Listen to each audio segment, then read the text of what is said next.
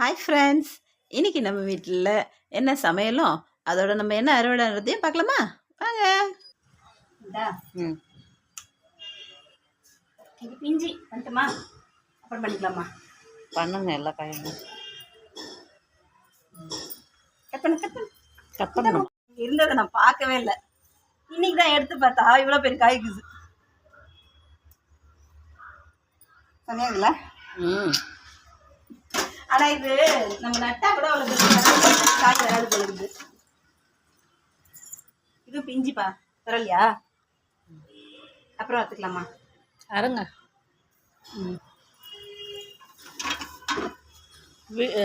Voice தனியாக கொடுப்பீங்களா? அப்படியே கொடுத்தது தான். இதுவும் கட் பண்ணிட்டுமா? ஓகே. கொஞ்சம் பெருசாக தாங்க இருக்கு.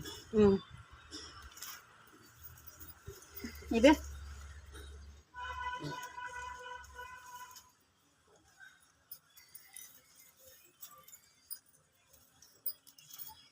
இது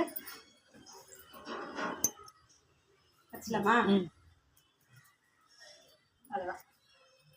நம்மளா நடுற செடியில் கூட இவ்வளோ காய் வரதில்லை. இது தானாக வளர்ந்த செடி. இதில் பார்த்திங்கன்னா நிறைய காய் வந்துச்சு. எங்கள் வீட்டில் யாரும் பாவக்காய் சாப்பிட மாட்டாங்க, அதனால் என்னோடய ஃப்ரெண்ட்ஸ் அண்ட் நைபர்ஸ்க்கு தான் நான் கொடுத்துட்ருக்கேன். அதுக்கப்புறம் நம்ம வீட்டோட சமையல் என்னென்னா கீரை குழம்பு, சிறுகீரை பருப்பு போட்டு கடையல் எப்படி செய்யுதுன்னு பார்க்கலாமா? அதுக்கு முதல்ல பருப்பு போட்டு அதில் மஞ்சள் பெருங்காயம் பூண்டு எண்ணெய் எல்லாம் போட்டுட்டு அதோட கீரை வெங்காயம் தக்காளி பூண்டு பச்சை மிளகா எல்லாம் போட்டு ஒரு 4 விசில் வச்சிடணும்.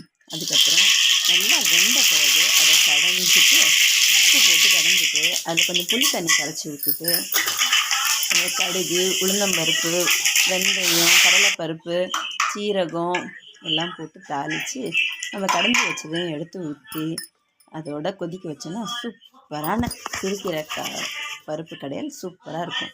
அதுக்கப்புறம் அதுக்கு ஆப்டாக தொட்டுக்கிறதுக்கு கருணக்கிழங்கு வறுவல் இல்லை உருளைக்கிழங்கு வறுவல் செய்யலாம்.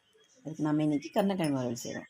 அதோட அந்த கருணக்கிழங்குல கொஞ்சம் வெங்காயம் தக்காளி மிளகாத்தூள் மஞ்சள்தூள் உப்பு போட்டு 2 விசில் வச்சுட்டு அதை பேன் வச்சு அதில் எண்ணெய் கடுகு உளுந்தம்பருப்பு கருவேப்பிலை போட்டு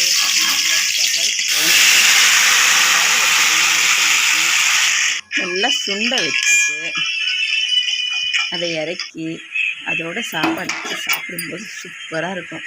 இன்றைக்கி நம்ம வீட்டோட சுட சுட சாதம், பருப்பு சிறுகீரை போட்ட கடையல்,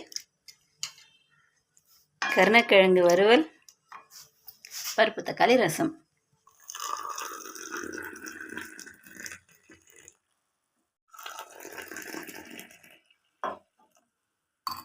கூட ஒரு காஃபி யார் யாருக்கெல்லாம் குடிக்க பிடிக்கும்னு சொல்லிட்டு எனக்கு கமெண்ட் பண்ணுங்க.